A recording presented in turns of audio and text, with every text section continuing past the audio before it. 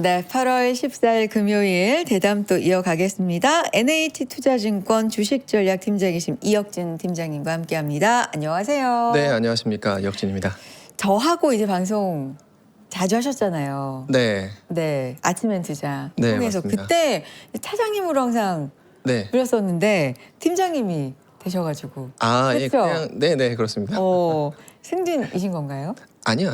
그건 아니에요. 예, 그냥 직함만 바뀐 겁니다. 직함만. 예. 그래도 뭔가 정확하게 불러드려야 되는데 네. 이혁진 주식전략 팀장님과 함께하겠습니다. 요즘 어떠세요? 바쁘시죠? 예, 뭐 요즘에는 워낙에 네. 주식의 변동성이 높다 보니까 사실 그냥 마냥 올라가는 장에서는 저는 그렇게 뭐 바빠질 일은 없습니다. 네, 최근 한 달 동안은 정말로 이러저러한 일들 때문에 네. 사람들이 좀 많이 다니는 것 같습니다.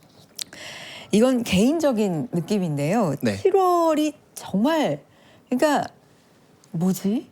이게 뭐지? 이래도 되나 하는 시장 상황이 그냥 7월 내내 좀 있었던 네. 것 같아요. 그래서 7월 마지막 거래일에 정말 시총 상위 종목들 대거가 상한가 가고 지수가 18% 오른 날이 있었잖아요. 네. 그 이후에 지금 8월 중순까지 그래도 지수가 좀 우상향하고 있는데도 개인적인 느낌으로는 아직까지는 7월의 그 상처들이 이게 맞나? 진짜 본격적으로 올라가는 장이 온 건가? 좀 의심스러운 단계를 겪고 있는 게 아닌가라는 생각이 그냥 개인적인 생각이에요. 네. 들거든요. 네. 팀장님은 어떤 느낌 갖고 계신지 궁금해서요. 네. 사실은 제가 매주 나오지 않습니까? 네. 매주 나와서 앞으로의 투자 전략 같은 거를 좀 많이 말씀을 드리고 있는데 네. 제가 지난 상반기와 지금을 좀 리뷰해 보면 네. 지난 3월은 정말 설명하기 좀 어려운 포모가 있었고 좀 과도하게 슈팅이 갔었던 것 같아요. 3월부터는. 자, 그리고 7월에는 설명하기 어려운 영역까지 맞아요. 그러니까 설명이 불가한 영역까지도 주가가 하락을 해서 사실 지금은 많은 개인들의 마음을 어떤 지표로 미루어 짐작해 알 수 있습니다. 고객 예탁금, 증시 예탁금인데요. 100조가 깨졌어요.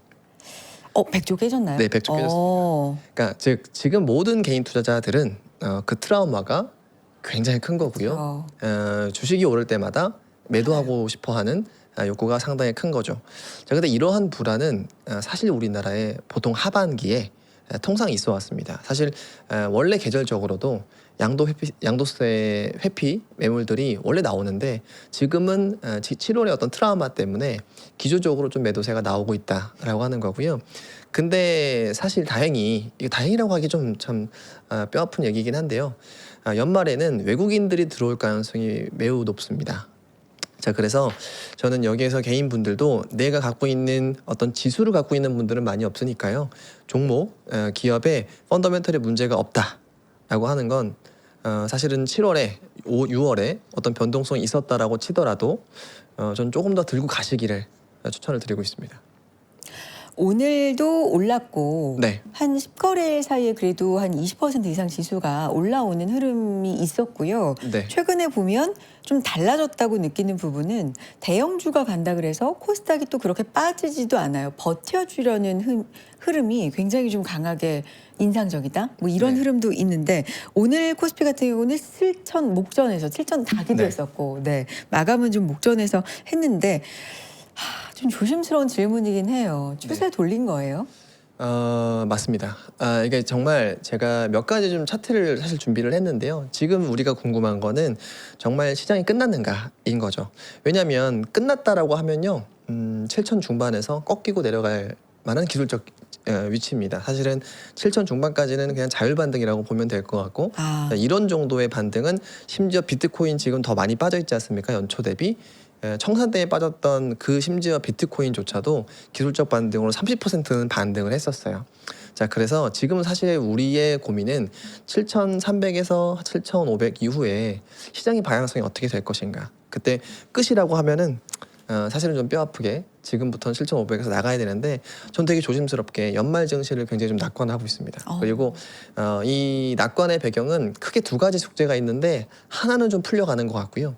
한 가지 정도가 좀 남아 있는 것 같아요. 그래서 뭐예요? 사실은 제가 걱정이 됐던 거는 변동성이었어요. 이게 변동성이라고 하는 것이 많은 사람들이 이게 원인이냐 결과냐 이게 항상 좀 갈립니다. 그렇죠. 자, 그런데 사실 시작은 결과가 맞는데요. 이 결과 때문에 또 다른 원인이 생겨요. 이게 무슨 말이냐? 사실 변동성이라고 하는 것은 주가의 등락으로 나오는 결과물입니다. 네. 자, 그런데 이 변동성이라고 하는 지표가 높으면 개인 입장에서 그 심지어 글로벌 포트폴리오에서도 이 편출이 기계적으로 될 수밖에 없어요. 네. 네, 이따가 제가 그 증거까지도 보여드릴 텐데, 근데 그 변동성이 다행히도 고점에 거의 90 정도 올라갔다가 지금 이번 주에 50대를 보고 있습니다. 자, 그리고 과거의 역사에서 보면은 50대 정도부터는 외국인이 추가 매도했던 흔적들이 잡습니다. 아, 그래서 이번에도 마찬가지로 V코스피 기준으로 50이 도달하자마자 외국인들이 연속 매수에 나서고 있는 것은 단순히 밸류에이션 매력이라기보다 오히려 역설적으로 지난번 아무 문제가 없어도 변동성이 높아서 기계적으로 팔 수밖에 없었던 이러한 배경이 있었던 것 아니냐.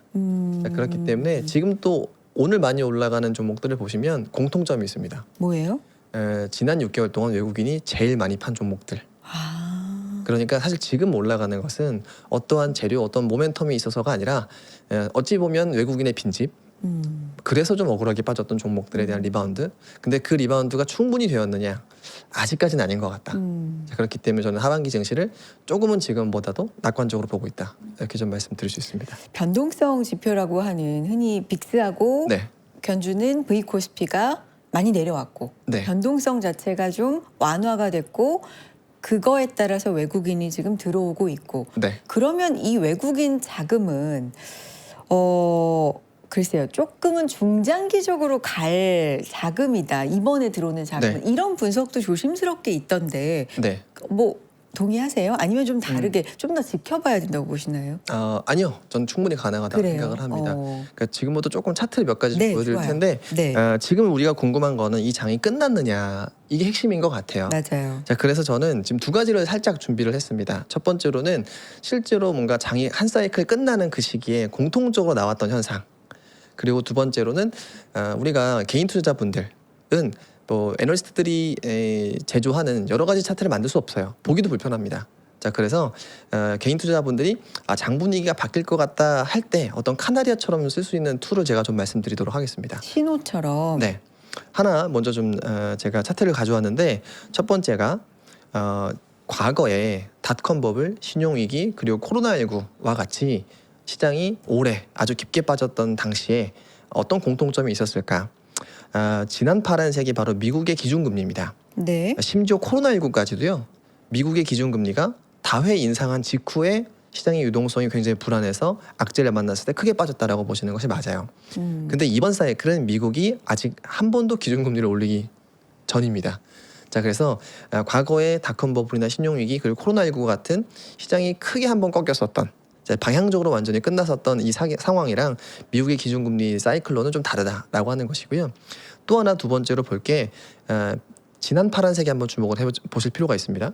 미국이 이제까지 기준금리를 내렸을 때 다른 나라 대비, 다른 나라라고 하면 제가 한국과 유럽을 넣어놨어요. 덜 올렸을까요? 덜 내렸을까요? 더 내렸을까요? 이제까지 미국은 제일 많이 내렸습니다. 그러네요. 네, 사실 이유는 어렵지 않게 살 수가 있어요. 신용위기나 닷컴 버블 그리고 코로나19 모두 사실 미국에서 가장 큰 문제였기 때문입니다. 네. 근데 그래서 지금 사이클이 되게 특이하다라고 제가 말씀을 드립니다. 미국이 이번만큼은 다른 나라 대비 기준금리를 못 내렸다. 자, 그렇기 때문에 기준금리 인상에 대한 공포가 과거 대비 덜하다라고 하는 거죠. 그 말은 무슨 말이냐면 우리나라와 유럽이 미국보다 당분간은 조금 더 올리는 속도가 빠를 수 있을 것 같습니다. 그러다 보면 최근에 환율이 말해주고 있죠. 네. 원화의 강세 압력 이런 부분들이 상당 기간 있기 때문에 사실 환율 때문에 외국인이 나갈 가능성은 낮다. 우리는 지금 한국은행이 금리를 올리는 네. 기조고, 최소 2번. 네, 미국도 인상 얘기가 있기는 하지만 최근에 나온 지표로 보면은 동결할 가능성이 조금 더 맞습니다. 많으니까 금리 차가 줄어든다. 네. 뭐 이런 부분으로 보면 외국인의 매수에 좀 더 긍정적이다라는 맞습니다. 논리일까요? 그러니까 과거에는 약간 나쁜 사이클이라고 하면은 올릴 때 미국이 더 올려서 환율도 약세가 되고 미국으로 외국인이 유출이 되는 상황이 가장 나쁜 상황이지만 이번에 기준금리 인상은 우리가 먼저 올렸고 올리는 폭도 사실상 우리가 조금 더 빠를 수밖에 없는 상황인 것 같아요.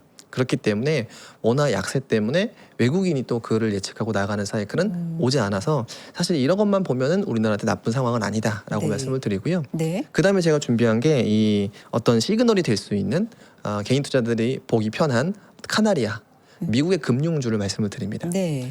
차트 한번 봐주시면은 자 되게 간편한 차트예요. 미국의 골드만삭스의 전년 동기 대비 수익률이에요. 바 차트가. 네네. 네, 그리고 S&P 500이 선 차트입니다. 자 우리가 시장이 이상해지는데라고 하는 것을 아주 간편하게 볼 수 있는 지표 중 하나는 미국의 금융주, 제가 대표적으로 골드만삭스를 가져왔습니다. 골드만삭스가 전년 동기 대비 주가가 음의 전환을 했을 때 한번 보시죠. 닷컴 버블 때, 리만 때, 유럽 재정 위기 때, 코로나 때, 그리고 기준금리 인상기 때 대표적으로 골드만삭스의 예를 들면 오늘이 8월 중순, 8월 15일 정도다라고 했을 때는 지난해 8월 15일과 비교를 하셔서 지난해 같은 기간보다 주가가 좀 빠져 있으면은 지금 내가 포트폴리오의 비중을 좀 줄이거나 주식을 좀 쉴 때다라고 보시면은 사실은 그때도 늦지 않다. 왜냐하면 골드만삭스는 사실상 미국 금융시장의 집합체일 수가 있겠죠. 네, 그래서 저는 골드만삭스가 현재 지금 주가가 상당한 플러스를 기록을 하고 있습니다. 그래서 미국 증시, 그러니까 글로벌 증시 전반에는 아직까지는 어두운 그림자가 펼쳐지기는 전이다라고 말씀을 드리는 거예요. 그래서 이렇게 상관관계가 있네요. 네, 그러니까 딱 말씀드릴 때는 맨 처음에 이런 생각하시더라고요. 주가 빠져 있으니까 골드만삭스도 마이너스지. 근데 실제로 한번 보시면은 골드만삭스가 마이너스를 시작할 때 그 이후에 증시는 상당 기간 좋지 않았었다라고 하는 거예요. 그래서 지금은 미국조차도 저는 오히려 연말 증시를 좀 낙관을 한다라고 좀 말씀을 드립니다. 미국 쪽에서도 연말까지도 굉장히 좋을 것이다. 그거는 네. 실적 기반이 될 것이다라는 분석들이 굉장히 많기는 하더라고요. 네. 지금 나오는 실적들도 다 좋고. 근데 이제 문제는 우리한테는 아무래도 삼전닉스 솔림은 물론 좀 문제가 됐었지만 네. 어쨌든 시총이 너무 크다 보니까 IT 그러면 하이퍼스케일러들이 돈을 얼마 쓸 것인가 이런 거에 너무 지금 집중을 하게 되는데 최근에 실적 시즌에는 돈을 그래서 계속 쓸 거야? 플러스 현금 흐름 괜찮니? 네. 이것도 굉장히 중요하게 봤잖아요. 점점 보는 게 깐깐해지더라고요. 맞습니다. 네. 그러니까 사실은 이번 장은 어찌 보면 우리가 공격받기 되게 쉬운 시기였어요. 이유는 메모리를 사주는 하이퍼스케일러 5개 기업들의 현금이 말랐기 때문입니다. 그러니까 그러다 보니까 누군가 사실은 AI를 좀 멀리서 본 사람이 네. 더 이상 하이퍼스케일러들은 투자할 수 없어라고 하는 단정적인 리포트가 계속 나오면 시장이 그거를 상당히 반영하기 쉬운 시기였죠. 자, 그런데 여기에는 제가 봤을 때는 조금 좀 이면을 볼 필요가 있다라고 생각을 합니다. 제가 그래서 차트 하나 가져왔는데요. 지금 하이퍼스케일러들의 우리가 걱정하는 현금 잔고 FCF가 바로 요 바 차트입니다. 그렇죠? 근데 실제로 현금이 거의 제로에 가까워지고 있어요. 이 하이퍼스케일러들은 구글이나 가장 좋은 구글, 마이크로소프트, 아마존 그리고 오라클까지도 합산으로 좀 표현을 해봤습니다. 구글 알파벳이 마이너스로 돌아서서 이번에 굉장히 좀 맞아요. 충격이 있었잖아요. 자, 그러다 보니까 사실은 이 하이퍼스케일러들의 5개 회사의 CDS 프리미엄을 제가 평균 내봤습니다. 네. 역시나 최근에 교육의 프리미엄이 올라갈 때마다 시장이 흔들렸던 것도 맞아요. 자, 그런데 아이러니하게 그럼 CDS 프리미엄은 언제 올라갔을까인 거죠. 사실은 유가랑 거의 결을 같이 했었다. 유가요? 네, 맞습니다. 어찌 보면 왜 이랬을까라고 고민을 해보면 결국에는 이제부터 돈을 빌려야 하는데 그러다 보니 장기금리가 중요해지고 장기금리는 유가에 따라 움직이니 유가가 올라갈 때 CDS 프리미엄이 올라가더라라고 하는 거예요. 자, 그런데 사실 저는 여기에는 좀 이면을 볼 필요가 있을 것 같다. 이유는 제가 이것 때문입니다. 제가 FCF의 바차트 위에다가 선차트를 하나 얹어놨어요. 네. 이게 뭐냐면 OCF입니다. OCF가 뭐죠? 영업 현금 흐름인데요. 영업 현금 흐름. 네, 영업 현금 흐름의 전년 대비 증가율입니다. 잉여 현금 흐름과 영업 현금 흐름은 어떻게 달라요? 조금 쉽게. 내가 사업을 해서 돈을 벌어옵니다. 네. 그거 가지고 있죠. 거기에다가 자본 지출, 캐펙스를 하고 남은 돈이라고 보시면 됩니다. 뭐가요? FCF가. FCF가. 예. 잉여 현금 흐름이. 그렇죠. 그러면은 무엇이 선행 지표냐? 제가 무엇이 중요한지라고 말하면 사실 보시는 것과 같게 OCF 따라서 이후에 FCF가 결정이 돼요. 왜냐하면 영업으로 번 돈이 많으면 내가 캐펙스를 줄여버리면 그 다음부터 현금은 쌓이기 시작하거든요. 그렇죠. 자, 그러면 지금 이 하이퍼스케일러들의 영업 현금 흐름 증가율이 얼마냐? 40%입니다. 자, 이게 무슨 얘기냐? 사실 지금 당장 캐펙스를 할 때 네. 뭔가 무서워 보이는데, 그러니까 일반 투자들 AI를 관심은 없고 시장을 좀 멀리서 조망하면 뭔가 두려워 보입니다. 하지만 이분들의 자금 조달은 예전에 6%, 최근에 높게 자본 조달하는 게 한 10% 되더라고요. 근데 영업이익률은 지금 30%대입니다. 아, 자, 그런데 FCF도 내가 돈을 빌려서 하면 내 현금 증가율은 40%인데 과거에 하이퍼스케일러들의 영업 현금 흐름 증가율 최고치가 한 50%였습니다. 네. 근데 지금 현금 증가율이 제일 높은 하이퍼스케일러가 누구냐면 오라클입니다. 참 아이러니하죠? 오라클이 제일 네, 부도 위험도 높고 그렇죠. 뭐랄까요? 금쪽이 취급을 좀 받지 않았나요? 맞습니다. 네. 자, 그러니까 네. 사실은 이게 양면성이 있는 거예요. 네. 내 현금 잔고를 줄이는 것도 AI 데이터 센터. 아. 그런데 가장 내 영업 현금 흐름에 도움을 주는 것도 AI 데이터 센터라고 하는 거죠. 자, 이것을 올해 어느 딱 잘라서 본다라고 했을 때는 위험해 보일 수 있는데 이게 만약에 27년도, 28년도, 29년도를 간다라고 했을 때는 사실은 위험해 보이기보다는 정말 무리할 때 캐펙스를 줄여버리면 현금은 바로 쌓일 수밖에 없다라고 하는 거예요. 그래서 이거는 비단 저의 어떤 예단이나 예측이라기보다 BCA나 골드만삭스도 28년도 이후에 하이퍼스케일러들의 현금은 과거 대비 훨씬 더 많이 쌓일 거다. 이미 그렇게 예상을 하고 있다라고 하는 지금은 거죠. 투자를 할 수밖에 없는 국면이니까 맞습니다. 라는 거네요. 네, 그리고 사실은 저의 직업이 되게 특이해요. 매일매일 어떤 회사의 대표님들이나 뭐 구글 코리아도 항상 자주 뵙니다. 클라우드 하시는 분들도 그렇고요. 자, 그런데 제가 한번 질문을 했어요. 지금 AI는 과거에 어떤 비즈니스랑 가장 비슷할까? 이 뭐랑 비슷한지에 따라서 사람들의 편견이 달라지거든요. 기준선이. 근데 이런 분들이 있어요. 월드와이드 웹 네트워크랑 비슷하다. 인터넷. 그렇죠. 네. 닷컴 버블과 비슷하다. 모두 사실 네트워크적인 관점이거든요. 네. 근데 이번 AI는 몇 가지 특징이 있어요. 첫 번째, 내 데이터 센터 캐펙스를 스스로 한다. 그렇죠. 월드와이드 웹은 누가 쓸지 모르는 캐펙스를 한 것이고요. 네. 갖다 팔기 위해서. 하이퍼스케일러의 데이터 센터는 자기 돈으로 만들어서 외부에 렌트라는 거예요. 이게 첫 번째고, 두 번째가 있습니다. 뭐예요? 그 어플리케이션 자체에서 경제가 창출이 된다. 예를 들면 이런 겁니다. 이걸 내가 프리미엄으로 예를 들어 구독료를 받는 거를 넘어서 이 그 앱을 쓰는 사람들이 그 안에서 경제적인 부가가치를 창출할 수 있어요. 이 두 가지가 과거의 어떤 인터넷 비즈니스랑 좀 다르다라고 하는 건데, 이거랑 가장 비슷한 비즈니스가 뭘까라고 하는 주제로 대화를 나눈 적이 있어요. 네네네. 유튜브입니다. 유튜브. 예, 지금 우리가 여러분들께서 보는 유튜브입니다. 네네네. 자, 우리가 내는 돈은 구독료죠. 그렇죠. 프리미엄. 네. 근데 그 안에서 인플루언서들, 그렇죠? 아. 그 안에서 커머스들. 그러니까 지금 구글의 유튜브 매출액은 80조 정도가 돼요.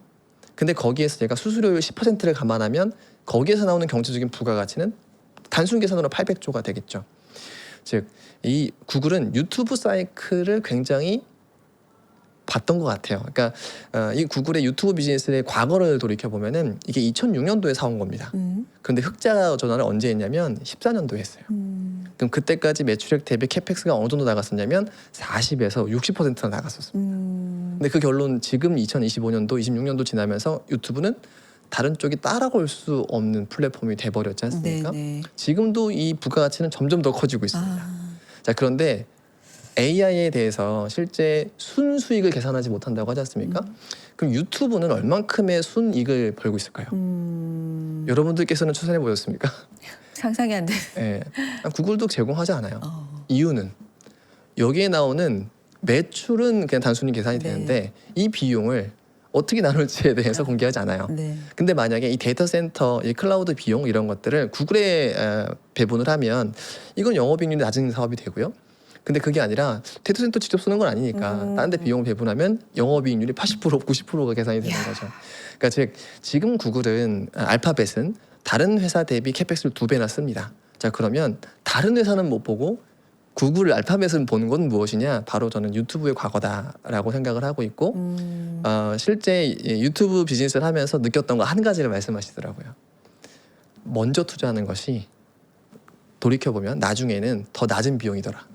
투자를 많이 해서 먼저 투자하는 것이 실제로 나중에 보면 비용이 더 싸게 하는 거더라. 1등의 자리를 선점하는 것. 네. 그리고 먼저 그냥 나중보다는 투자를 하는 게 오히려 더 비용이 적게 들 수도 있고 뭐 이런 논리네요. 맞습니다. 즉 지금 우리는 전 두 가지 말씀을 드리는 거예요. 돈을 많이 현재 현금 수익을 많이 벌고 있는 OCF, 그다음에 내 지금 아직 부족한 잔고인 FCF. 이거를 어떨 때는 OCF를 보고 어떨 때는 FCF를 보게 되는데 금리 때문에 사람들이 FCF를 걱정을 하지만 사실은 장기적으로 보면 영업 현금 흐름 들어오는 것이 더 중요할 것이다. 그리고 이 유사한 사례가 2006년도 유튜브 사례에서 있었다. 그래서 구글은 사실 캐펙스가 쉽사리 줄어들기는 어려울 것 같다라고 좀 말씀드리는 겁니다. 새로운 관점이네요. 이제 걱정거리로만 바라보다가 이걸 좀 새로운 관점으로 바라보게 됐는데 그래서 어디까지 올라갈 수 있을까를 이제 돌아가 보면 아까 팀장님 말씀 중에 제가 시장 그래서 추세적으로 좀 돌린 겁니까? 라고 질문을 드렸을 때 7,000에서 한 7,500 뭐 요 사이까지면 그냥 기술적으로 돌리는 거라고 할 수 있지만 그 이상까지는 약간 물음표로 저는 들렸거든요. 이걸 시나리오를 좀 봐야 될 것 같아요. 맞습니다.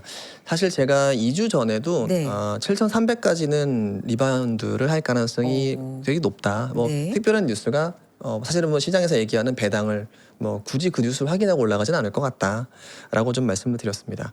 자, 그런데 그 이유가 제가 하나 준비를 했는데 과거에 급락한 사례 두 가지를 가지고 좀 말씀을 드렸던 거예요. 보시면 왼쪽은 증시의 저점 자리였습니다. 자, 이제까지 우리나라에서 아주 크게 하락을 했다가 바닥을 확인하고 반등이 나섰던, 그리고 3개월 뒤의 수익률을 추정해 보면 코로나, 금융위기, 닷컴 랠리, 그다음에 외환위기 정도가 있었어요. 아주 크게 빠졌다가 바닥을 확인하고 좀 이제 수익률이 났었던. 자, 근데 지금은 전염병도 없었고 금융위기가 발생하지도 않았고 외환도 물론 문제가 없습니다. 그래서 지금은 참고할 만한 게 닷컴 랠리 이후에 꼭지에서 크게 하락한 다음에 직후 3개월 수익률이에요. 37% 정도 당시에 3개월 뒤에 반등을 했었다라고 하는 사례가 한 가지가 있고요. 그나마 저기에서 가장 비슷한 사례를 찾는다면 맞습니다. 자, 그리고 또 하나는 이번에 하락이 저는 이성적이지 않았다. 당연히 이성이 판 것이 아니라 기계가 팔았기 때문입니다. 반대 매매 청산이 상당히 많았다라고 하는 것이죠. 그런데 아주 가까운 지난 1월에서 2월 사이에 비트코인의 대규모 청산이 있었어요. 그때 비트코인은 청산을 겪고 사실 지금은 그때보다 조금 더 빠져 있습니다. 사실 그런 비트코인도 크게 하락한 이후에 3개월 뒤에는 33% 정도 반등했었어요.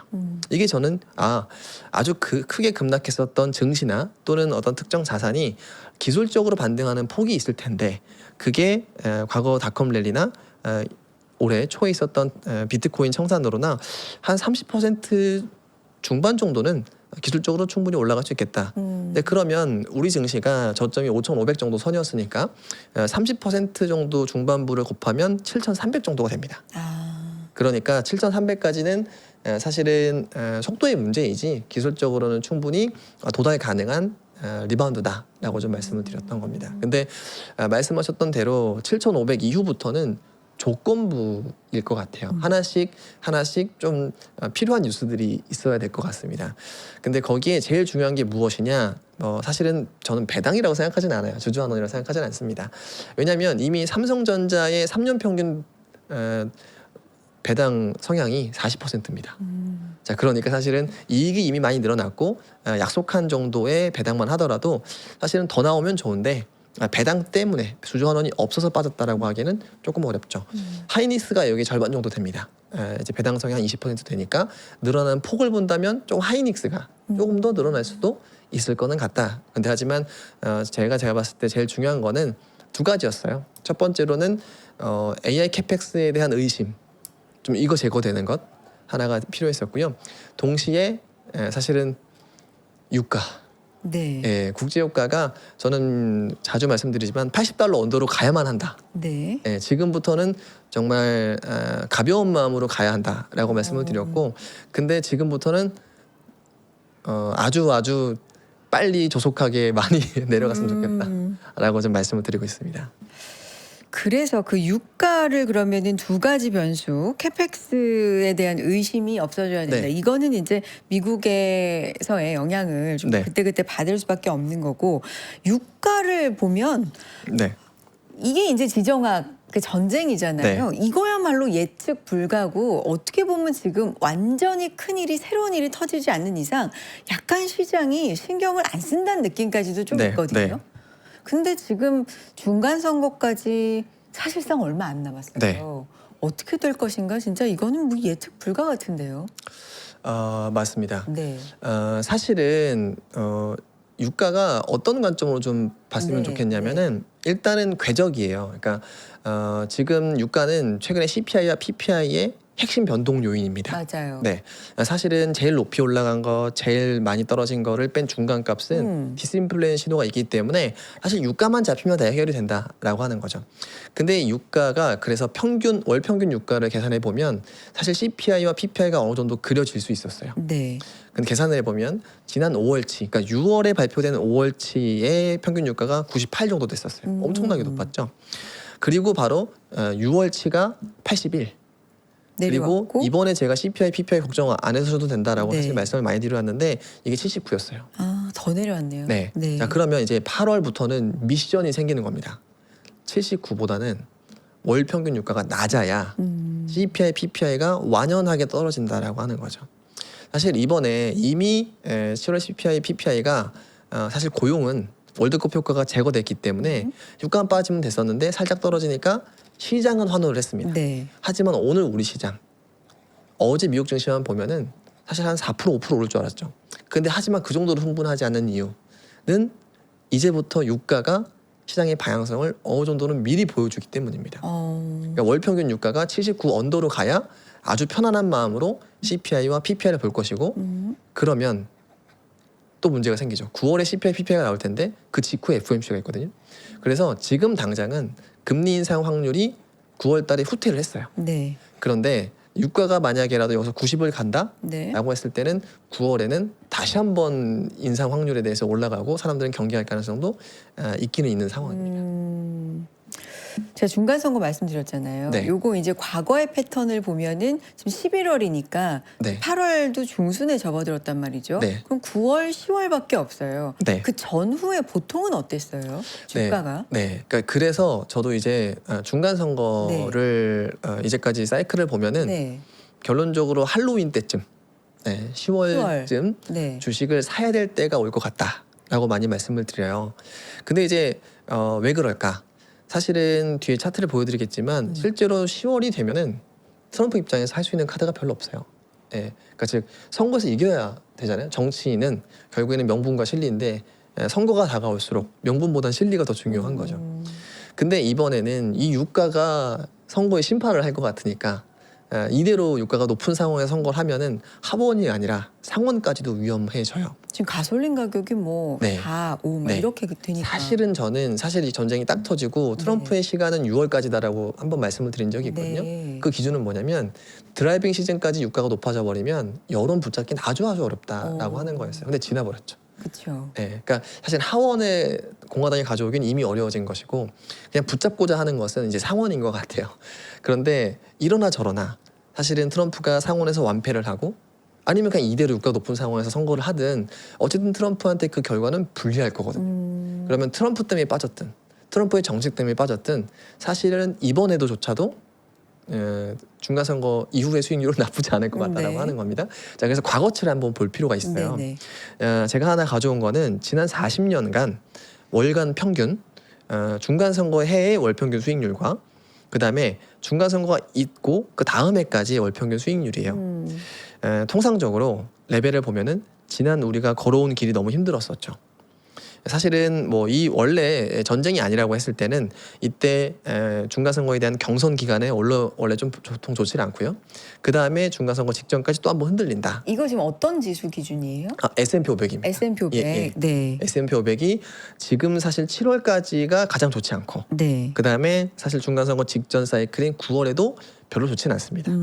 자, 그래서 저는 8월 말 9월 초에 한번 포트폴리오를 재편하실 수 있다라고 하면은 좀 재편하시면 좋겠고 그런데 10월에 올 만한 찬스를 놓치진 않았으면 좋겠다.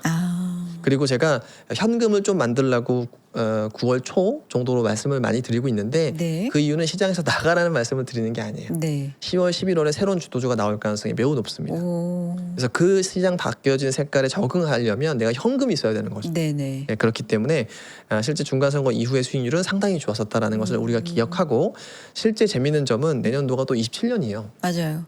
홀수해입니다. 홀수해. 짝수해. 홀수해는 또 네. 단순히 좋다라는 게 떠나서 중소형주들이 또 되게 좋은 해기도 합니다.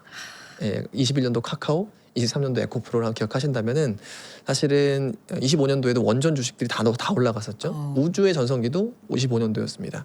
그렇기 때문에 제가 최근에 집중할 것이냐 분산할 것이냐 주식에 있어서도 지금은 좀 분산해 놓고 새로운 시장 색깔이 바뀌었을 때 다시 한번 뭐랄까 압축할 수 있는 시기가 올 것 같다라고 좀 말씀을 드렸습니다. 이 자료를 지금 다 볼 수는 네. 없을 것 같고요, 팀장님. 이제 국내 시장에서 그래서 지금부터 어떻게 해야 되는지 요 네, 중심으로 좀 가봤으면 좋겠는데. 네. 자, 그러면 우리가 지금부터 8월 중순 네. 광복절 연휴 끝나고 오면 네. 뭘 기다려야 되는가를 네. 봤을 때 뭐가 있을까요? 8월 말에 좀 몰려 있더라고요. 엔비디아 실적도 있고 네. 그쯤에서 어쩌면 8월 안에 삼성전자, 하이닉스의 주주 환원 네. 책이 뭐 발표가 된다, 뭐 이런 이야기들. 잭슨홀 미팅 네. 27일 날 있죠. 예. 그러니까 이런 것들 중심으로 해서 좀 이게 이 이슈가 있으면 좀 흔들릴 가능성이 있다. 네. 아니면 이 이슈가 있으면 좀 잘 갈 가능성이 있다. 이렇게 좀 봤으면 좋겠어요. 네, 알겠습니다. 사실은 제가 우리 네. 시작 초에 네. 변동성이라고 말씀드렸잖아요. 제가 월말까지 제일 기다리는 것 무엇이냐? 네. 이벤트도 있는데 외국인입니다. 외국인 수급. 네. 차트 하나 제가 보여드리면 제가 이거를 좀 많이 보여드리고 싶어요. 네. 제가 단일 종목 레버리지에 대해서 되게 경계했던 것도 다 이런 겁니다. 자, 외국인은 언제 우리나라 주식을 많이 팔았을까? 자, 이거 답이 어느 정도는 있는 건데요. 이게 밑에가 바로 우리나라의 V코스피고요. 그리고 요게 외국인의 누적 순매수예요. V코스피가 변동성. 네, 한국 증시의 네. 변동성 지수. 네. 자, 그럼 외국인이 언제 변동성 때문에 주식을 많이 팔았을까? 네. 30만 넘어가도 그때부터 비중 축소하기 시작합니다. 그렇죠? 근데 이게 이번이 문제가 아니었어요. 25년도 관세 때 또 이렇게 발작을 하니까 비중이 축소가 돼요. 자, 그러면 우리나라의 외국인들은 언제 다 접고 내려갔을까? 80 찍고 난 다음부터 다 팔기 시작했던 겁니다. 야. 자, 그럼 왜 이럴까인 거예요. 네. 제가 아까 변동성 지수라는 것은 결과이기도 한데 아주 큰 원인이기도 하다라고 말씀드렸죠. 지금 삼성전자, SK하이닉스를 팔았던 자금들의 성격을 보면은 자산 배분형 펀드들이 되게 많았어요. 근데 여기서 많이 쓰고 있는 우리 왜 올웨더 펀드 이런 것들을 보면은 리스크 페리티라는 개념이 있어요. 그게 뭐예요? 그게 뭐냐면 내 포트폴리오를 규정할 때 네. 자산 비중으로 하는 것이 아니라 네. 위험 기여도 기준으로 포트폴리오를 비중을 하는 겁니다. 근데 그 위험 기여도라고 하는 것은 변동성의 영향을 너무 많이 받아요. 그러니까 우리가 보통 우리 여러 가지 기준들이 있는데 내 자산 에셋 포트폴리오를 만드는 펀드들은 뭐 하나가 특별히 위험하면 안 돼요. 그러니까 위험하다는 다른 말로는 변동성이 그쵸. 크다로 해석될 수도 있네요. 맞아요. 이 변동성이 크다라는 것은 사실상 최대 손실률이랑 다른 거거든요. 그럼 그 기계적으로 팔아야 되는 거예요. 저는 사실 연초부터 아니 왜 에셋 올로케이션 펀드들이 삼성전자와 SK하이닉스를 팔지?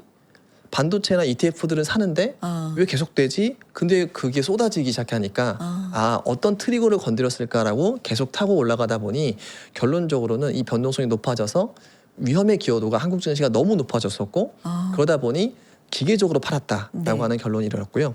근데 실제 그러면 제가 50이 됐어요. 이미 55니까요. 외국인이 들어올 거다라고 생각을 하는 거는 실제 4월 요 시기에 50을 찍고 내려오니까 외국인이 다시 사는 모습들이 보여줬어요. 근데 이게 왜 바뀌었냐? 요 부분이 단일 종목 레버리지입니다. 네, 그래서 그때부터는 더 고점을 벗겨버리니까 확 하고 쏟아져 버리는 거죠. 자, 근데 이 자금이 180조였어요. 자, 그렇기 때문에 저는 외국인들이 3분의 1만 돌아와도 상당한 금액이겠죠. 그래서 저는 월 말까지 외국인들은 상당히 우리 증시에 복귀할 가능성이 높다라고 좀 말씀을 드리고, 최근에 보면 코스피가 올라가는데 코스닥도 안 빠져요. 맞아요. 이런 것들이 이렇게 리스크가 상당히 우리 증시에 변동성을 낮게 유지가 되고 있기 때문에 나온 현상이다라고 말씀을 드립니다. 그리고 지금이 V코스피가 한 55 55입니다. 정도니까 네. 그 단일 종목 레버리지가 이대로 좀 진정되고 뭐 요 수준이라면 좀 더 내려갈 가능성도 있고 뭐 네. 외국인 수급에 긍정적이다. 네. 이런 말씀을 좀 해주시는 거고, 장표 중에서 뭘 좀 마무리로 보여주실까요? 마무리요. 네. 그러면은 제가 하나만 좀 좋아요. 보여드리도록 하겠습니다. 네. 지금 최근에 엔비디아가 GPU를 금융화하겠다라고 하죠. 근데 이거는 많이 다룰 겁니다. 근데 저는 10월 5일을 주목하자. 10월 5일. 네. 네. 네. 지금 예를 들어 GPU를 담보했을 때 그냥 담보 안 됩니다. 담보물이 뭘까요? 실물일까요? 아주 어려운 얘기예요, 사실은. GPU가 예. 집 같은 네. 자산이 된 거예요. 네. 되게 신선한 발상이면서 전 좀 깜짝 놀라긴 했거든요. 네. 사실은 그게 자산화한다라는 것은 네. 뭐가 지수가 있어야 되거든요. 그러니까 지금도 우리가 MBS는 ABS로 거래가 돼요. 자, 그렇기 때문에 그게 자산화될 수 있는 거죠. 근데 10월 5일 날 그게 자산화의 출발이 10월 5일입니다. 이게 상품이 나온다 이런 말씀이세요? 맞습니다. 네. 제가 장표를 이미 가져왔는데 네. 뭐냐면 컴퓨팅 선물 지수가 CME에서 10월 5일 날 상장 예정이다라고 나왔어요. 발표가 됐습니다. 그럼 이건 뭐냐면 H100과 B200의 데이터 센터 임대 지수를 상품화하겠다라고 하는 거예요. 자, 그런데 이게 무슨 의미가 있느냐, 이게 중요한 거죠. 근데 사실은 이 H100과 B200은 가격이 갑자기 우상향할 자산일까요? 우하향할 자산일까요? 저거는 좀 오래 네. 된 거 아니에요? 뭐 등락을 하겠지만 그러니까, 네. 우하향할 수 있는 그렇죠. 자산인 네. 거죠, 사실은. 자, 근데 그럼에도 불구하고 좀 의미가 아주 높다라고 생각을 해요. 네. 뭐냐면 이미 원유, 천연가스, 전력, 그리고 탄소 배출권이라고 하는 선물 시장이 1980년도, 90년도, 2000년도에 있었어요. 네. 자, 근데 그때 그러면 실제 왜 그게 만들어졌고 지금은 제가 MBS랑 오히려 같기보다는 원유 선물과 천연가스 선물에 좀 가까울 것이다라고 주장을 하는데요. 자, 이유는 뭐냐면 이 원유 선물도 실제 1억 배럴 정도가 하루에 거래가 돼요. 근데 실제 선물 시장에서의 거래량은 20억 배럴 됩니다. 그러니까 실물보다 선물의 거래가 훨씬 더 많다라고 하는 거예요. 근데 거래가 많다라고 하는 것은 실제로 투기적인 포지션도 있을 수 있지만 네. 해지에 대한 용이성도 확보를 한다라고 네. 하는 거죠. 이 말은 뭐냐면 실제 원유와 천연가스 선물이 상장한 직후 대규모 가격이 올라갔을 때, 아주 크게 네. 올라갔을 때 자연스럽게 그때 증설로 이어졌던 이유는 이 가격이 하락했을 때 해지를 할 수 있는 수단이 만들어졌기 때문입니다. 즉 지금 컴퓨팅 선물 지수가 상장한다라고 하는 것의 의미는 이 지수가 마냥 올라가는 것이 아니라 예를 들면 B200을 가지고 데이터 센터를 만든다고 쳐요. 근데 내가 만들고 완성되는 시점까지 1년에서 2년이 걸린다라고 하면은 그 사이에 이 가격이 다 빠져 있으면은 사실은 큰 손실로 이어질 그렇죠. 수밖에 없지 않습니까? 근데 선물 지수가 있어서 이거를 매도 해지 걸어놓는다라고 했을 때는 내 수익률을 일정 수준에 가둬놓을 수가 있는 거죠. 그러면은 과거에 원유와 천연가스가 급등한 직후에 증설이 많이 됐었던 것처럼 데이터 센터도 가격 해지를 해놓고 내가 손실 볼 수 있는 리스크가 제한돼서 캐펙스를 많이 할 수 있는 즉 금융 자산화되는 시초가 바로 10월 5일 날 시작이 된다라고 하는 거예요. 그래서 그게 10월 5일. 네, 맞습니다. 그래서 저는 AI 캐펙스에 대한 의심이 저는 요 뉴스 나온 다음에 상당히 걷어지고 있는데 요 기대감이 저는 10월 5일까지라고 생각을 하고, 그래서 사실은 저는 10월 중에 주식을 사면 좋겠다라고 했는데 요 시기를 10월 초 정도로 좀 당기는 이벤트가 하나 나왔다라고 평가를 하고 있습니다. 10월에 주식 샀으면 좋겠다라는 말씀도 해주시고 10월 5일에 컴퓨팅 선물 지수도 주목해보자 해주시고 10월에 또 엔스로픽인가요? 네, 상장 이슈도 또 네, 있잖아요. 10월에도 이벤트가 굉장히 많죠. 네, 맞습니다. 중간선거 전이기도 하고. 네. 알겠습니다. 이혁진 팀장님과는 더 얘기 나눌 건 정말 많은데 오늘 시간 관계상 여기까지 좀 함께해야 될 것 같아요. 자주 봬요. 네, 팀장님. 알겠습니다. 네, 좋은 의견 또 전해주시고요. NH투자증권 주식전략팀장이신 이혁진 팀장님의 인사이트 함께했습니다. 고맙습니다. 네, 감사합니다.